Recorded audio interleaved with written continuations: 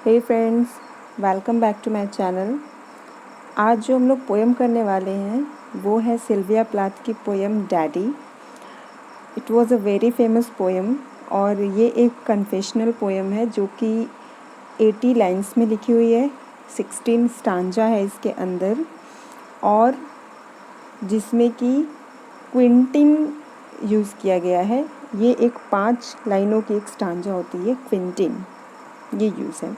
Rhyming pattern कोई इसमें follow नहीं किया गया है। एंड राइमिंग पैटर्न कहीं कहीं पे फॉलो किया गया है जो कि है साउंड आता है डबल ओ की। अगर इनकी पोएम के बारे में बात करें तो सिल्विया प्लाथ की पोएम है डैडी, जो कि इन्होंने एक डॉटर के पर्सपेक्टिव से अपने फादर के लॉस्ट होने पे, मतलब उनके गुज़र जाने पे लिखी हुई है।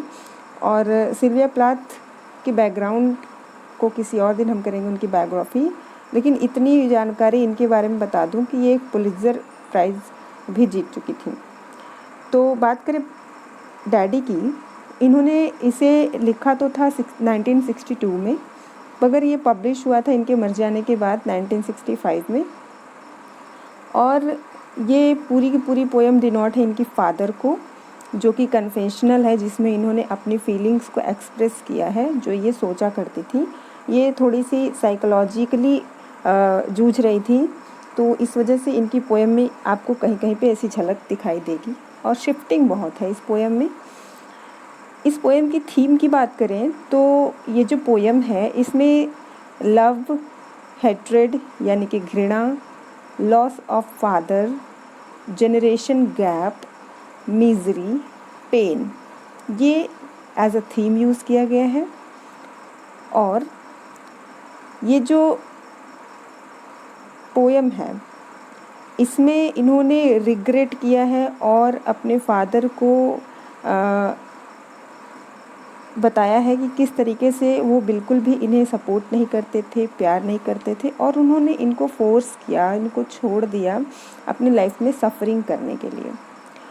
पोएम में मेटाफर बहुत ज़्यादा यूज़ हुआ है, जहाँ पे इन्होंने पहला ही मेटाफर यूज़ किया है ब्लैक शू का, जो कि मेंस वर्ल्ड को डिनोट किया गया है। मेंस वर्ल्ड मीन्स हर वो औरत जो मेंस यानी कि पुरुष के अंडर में रहती है और वो ऑप्रेस्ड फील करती है, तो ये इनका कहना है। और इन्होंने घास्टली स्टैचू शब्द का यूज़ किया है, जो कि डिनोट किया है अपने फादर की बॉडी को। और पेंजर मैन एक ड्राइवर होता है, वो उन्होंने उसको डिनोट किया अपने फादर को।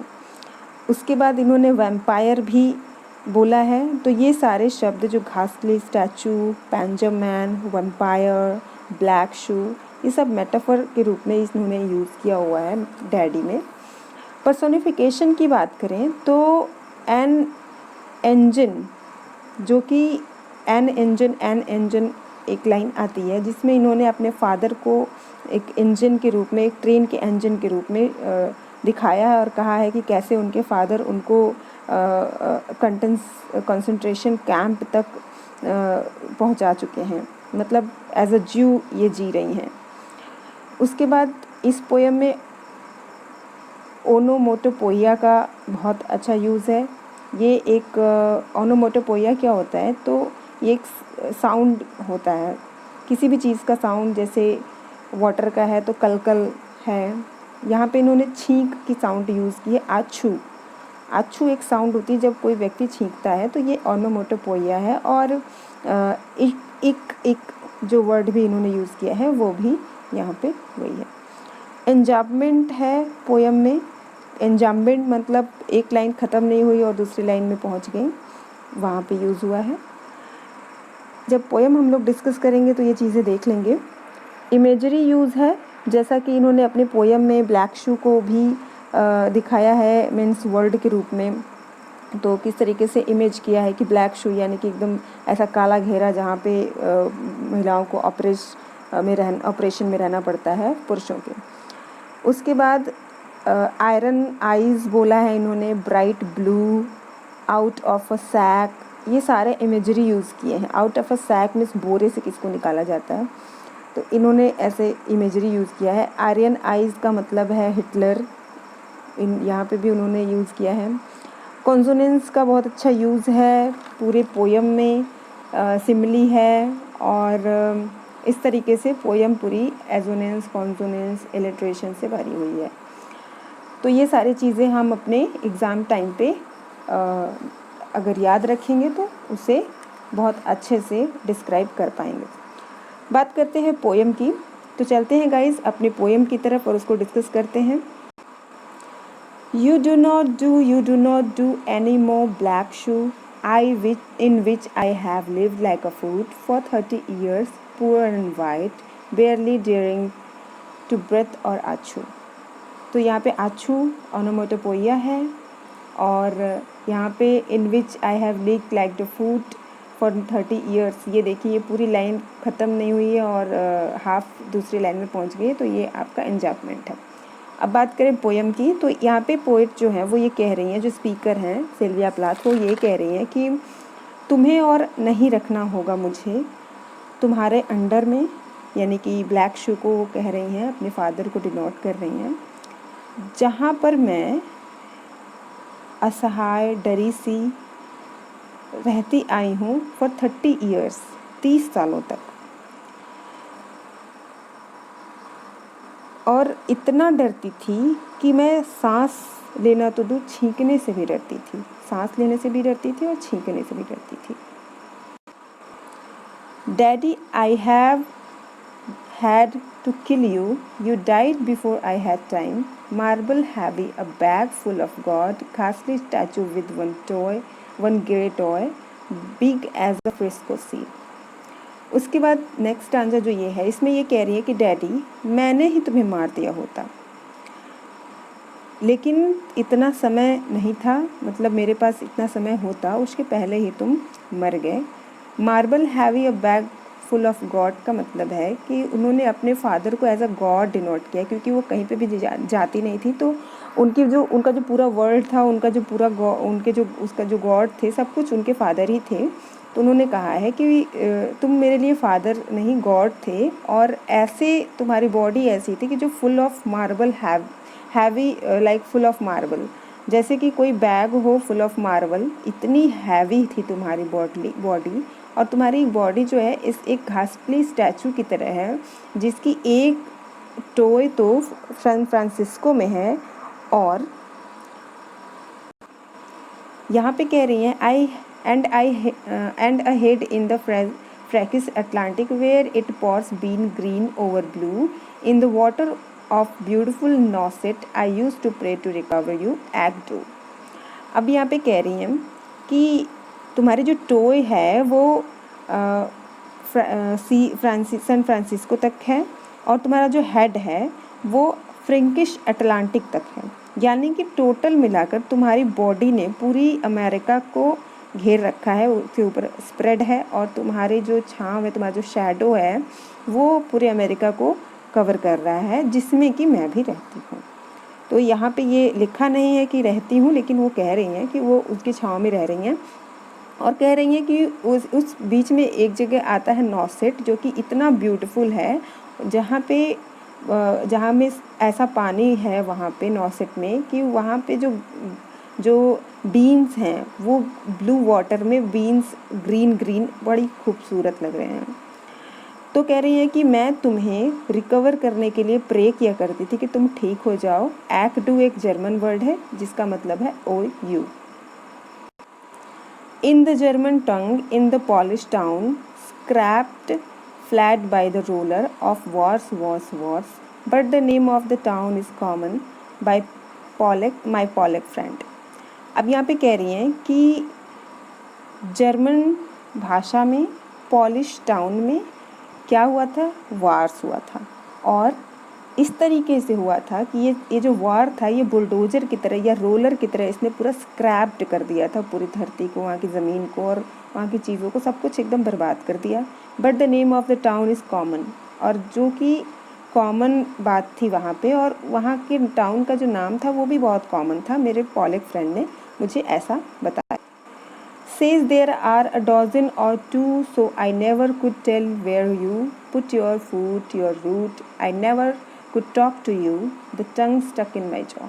कह रही हैं कि जो मेरे पॉलिक फ्रेंड ने मुझे बताया कि वहाँ पे दर्जनों ऐसे जगहें हैं, सो ये बात कॉमन है, तो मैं ये नहीं बता सकती कि आप कहाँ से बिलोंग करते थे या आपका जो जड़ें थी यानी आपका ख़ानदान कहाँ से था, और मैंने कभी आपसे बात नहीं किया, इसलिए मेरी जो टंग है वो मेरे जॉ में स्टक हो जाती थी, फंस जाती थी, अटक जाती थी.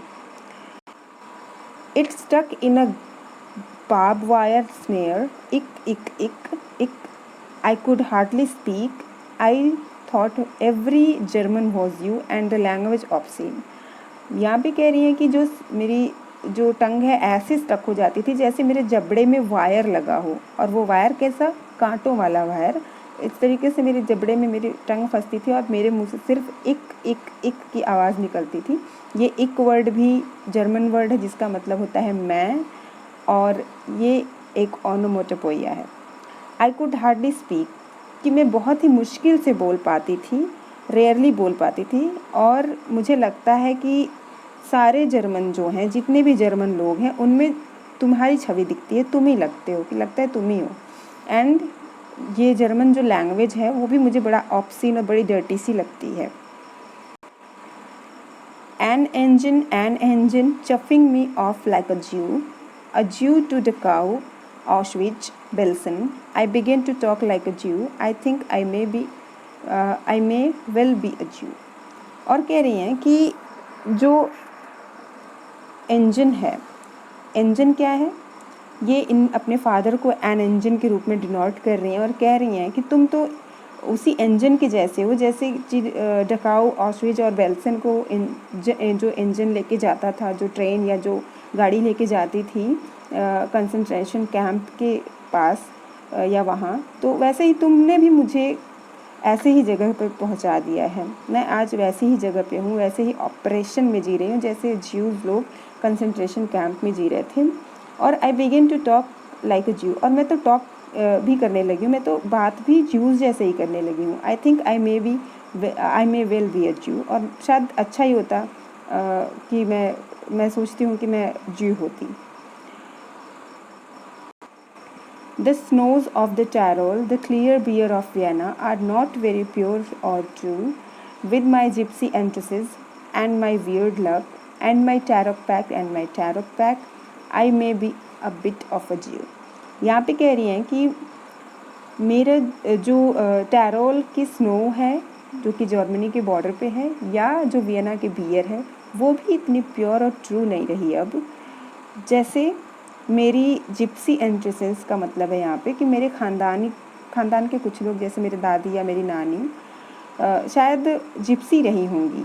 जिप्सी वो लोग थे जैसे ज्यूज़ को जर्मन लोग मार दिया करते थे, वैसे ही जिप्सीज़ को भी वहाँ पे वो लोग शुद्ध नहीं मानते थे और उनको मारते थे. तो कह रही हैं कि शायद मेरे ख़ानदान से कोई जिप्सी रहा होगा और मेरा इतना वियर्ड लक है कि टैरोक पैक मतलब जैसे जो जिप्सी लोग टैरोक पैक अपने पास रखते थे, वैसे ही मैं भी उनके ख़ानदान से एक टैरोक पैक जैसे बिलोंग करती हूँ. और I may be a bit of a Jew, और शायद मेरे भी अंदर ज्यूस से की थोड़ी थोड़ी चीज़ें हैं, तभी मैं भी ऑपरेशन में रह रही हूँ. तुम जो हो, मतलब स्पीकर के जो फादर हैं वो उनको ऑप्रेस कर रहे हैं, उनको इस तरीके से रख रहे हैं अपने अंदर कि वो इतनी डरी सी सहमी सी रह रही हैं. तो ये हाफ पार्ट था इस पोएम का. हाफ पार्ट हम अगले पार्ट में करेंगे. तो अगर आपको वीडियो अच्छी लगे तो शेयर ज़रूर करें, लाइक करें, सब्सक्राइब करें चैनल को. और कोई भी वीडियो में आपको कुछ ऐड करना हो, कोई कमेंट के माध्यम से कुछ पूछना हो, तो प्लीज़ कमेंट सेक्शन में कमेंट करके पूछें आप. मुझे अच्छा लगेगा अगर आप कमेंट करेंगे. Thank you guys.